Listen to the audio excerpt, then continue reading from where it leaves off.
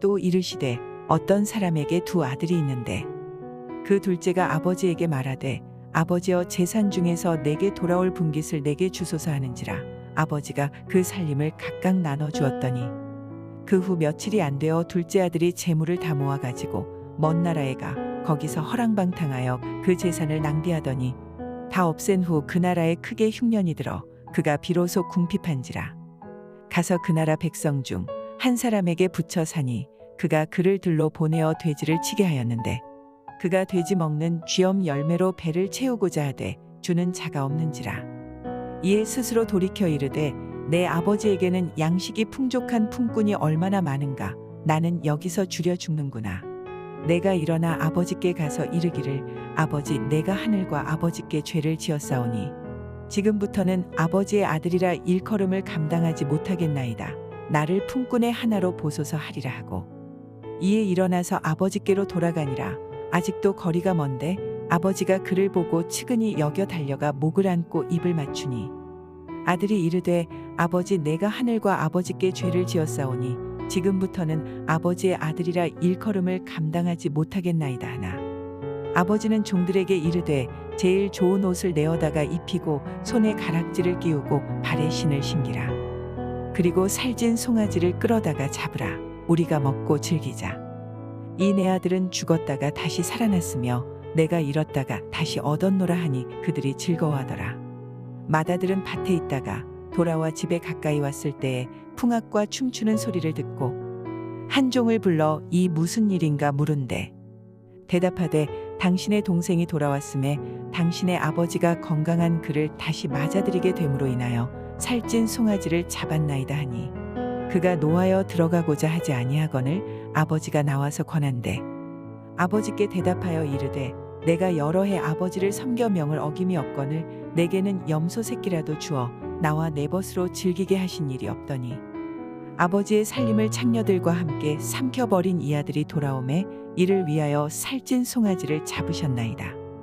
아버지가 이르되 예 너는 항상 나와 함께 있으니 내 것이 다 내 것이로되 이 내 동생은 죽었다가 살아났으며 내가 잃었다가 얻었기로 우리가 즐거워하고 기뻐하는 것이 마땅하다 하니라.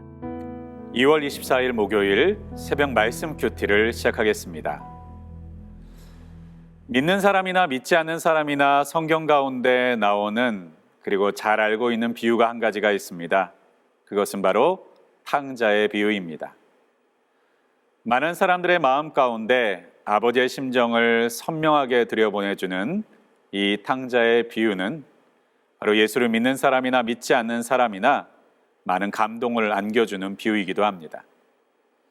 특별히 이 탕자의 비유는 하나님 아버지께서 우리를 향해서 때로는 하나님을 떠난 죄인들을 향해서 어떤 마음을 품고 계시는지를 선명하게 보여주는 말씀이기도 합니다.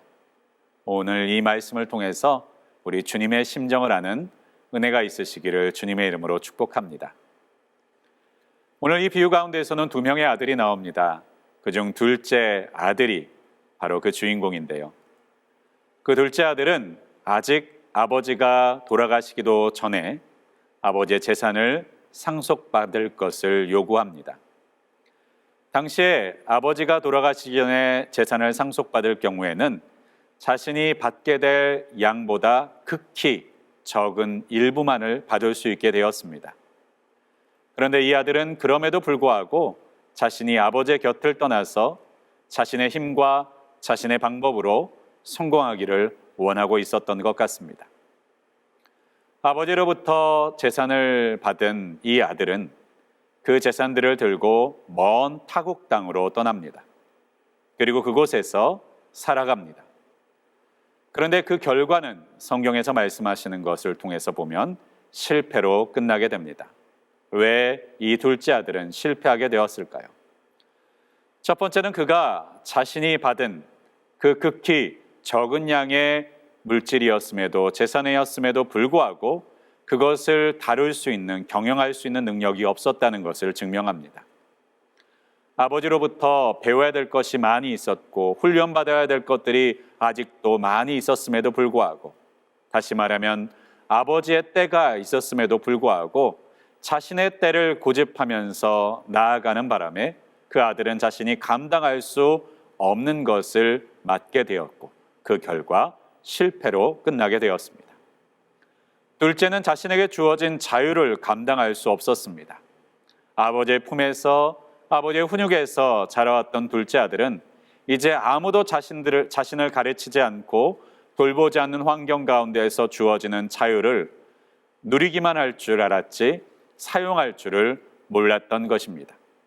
특별히 큰 아들이, 이 탕자된 둘째 아들이 돌아왔을 때 아버지를 향해서 한탄하는 말처럼 그는 자신의 쾌락을 위해서, 즐거움만을 위해서 인생과 재산을 허비했던 것을 우리가 확인할 수 있습니다.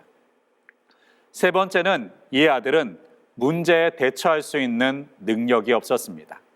당시 아들이 있었던 타국에는 큰 흉년이 닥쳐오게 되는데요. 이때 많은 사람들은 그 흉년에 대응하고 준비하고 있었을 것입니다.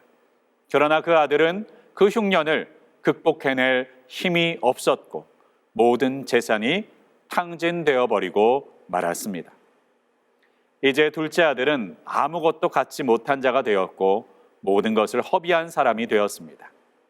그때 이 아들은 철저하고 차가운 세상의 어려움들을 경험해 나가기 시작합니다.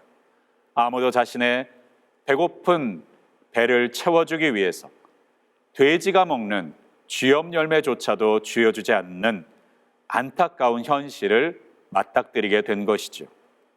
자신의 힘만으로 해결할 수 없는 어려운 문제에 부딪히게 된 것입니다. 그때서야 이 아들은 아버지의 집을 생각합니다. 아버지의 집에서는 아버지가 모든 문제들을 해결해 나아가 주셨고 내가 배고플 때 채워주셨고 모든 부족함이 생기지 않도록 앞서 그 모든 것들을 돌봐주셨던 그곳을 이 아들은 다시 한번 떠올립니다. 그리고 염치를 불구하고 터벅터벅 아버지의 집을 향해서 나아갈 때 아직 집이 먼데도 오늘 성경에 있는 말씀 가운데 보면 아버지가 달려와서 그 아들을 안으며 맞이하는 장면을 우리에게 보여주고 있습니다. 사랑하는 성도 여러분, 하나님께서는 지금도 우리를 기다리고 계시는 하나님이신 줄을 믿습니다. 때로는 우리가 허물과 죄로 인하여서 주님과 멀리 떨어져 있을 때, 때로는 우리의 방식과 우리의 방식이 옳다라고 생각하고 하나님의 말씀과 하나님의 방식에 떠나 있을 때에도 하나님 아버지께서는 우리를 여전히 기다리고 계십니다. 그래서 자녀된 특권은 무엇입니까? 회개할 수 있는 특권입니다. 돌아갈 수 있는 특권입니다. 오늘도 우리의 삶 가운데 하나님의 뜻에 어긋나 있는 것들이 있습니까? 돌이킬 수 있는 기회가 있는 자인 것을 믿으실 수 있기를 축복합니다. 우리의 삶 가운데 아버지께로 돌아갈 수 있는 은혜가 있으시기를 주님의 이름으로 축복합니다. 때로는 우리의 모습과 잘못된 우리의 과거의 삶들 때문에 염치가 없다 여겨질지라도 아버지의 마음을 생각한다면 우리는 지금 이곳에 머물러 있는 것이 아니라 아버지의 품으로 달려가야 할 줄을 믿습니다. 그것이 아버지의 마음을 기쁘시게 하는 일인 줄을 믿습니다. 오늘도 우리가 이 사실을 기억하고 이 마음을 품고 아버지께로 나아가는 하루가 되시기를 주님의 이름으로 간절히 축원드립니다. 기도하겠습니다. 전능하시고 분명히 살아계신 하나님 아버지, 세상 가운데는 하나님의 뜻대로 살아가는 자들도 많고 하나님이 붙들어 사용하시기에 충분히 뛰어난 능력 있는 사람도 많은데 특별히 부족한 우리를, 때로는 우리 주님 앞을 떠나 있었던 우리를 여전히 자녀라 부르시며 우리를 부르시고 우리의 회개를 받아주시는 주님의 은혜에 놀랍고 감사드립니다. 자녀의 특권으로 회개할 수 있는 은혜를 허락하여 주셨고 주님 앞에 돌아올 수 있는 은혜를 허락하여 주셨사오니 오늘도 이 새벽으로부터 오늘 하루를 보낼 동안 주님 앞을 떠나 있던 우리의 모습들을 돌이켜 주님 앞으로 나아올 수 있도록 도와주시옵고 날마다 아버지의 집으로 나아가는 하나님의 사람이 될 수 있도록 붙들어 주시옵소서. 이 모든 말씀 우리 주 예수 그리스도의 이름으로 간절히 기도하였습니다. 아멘.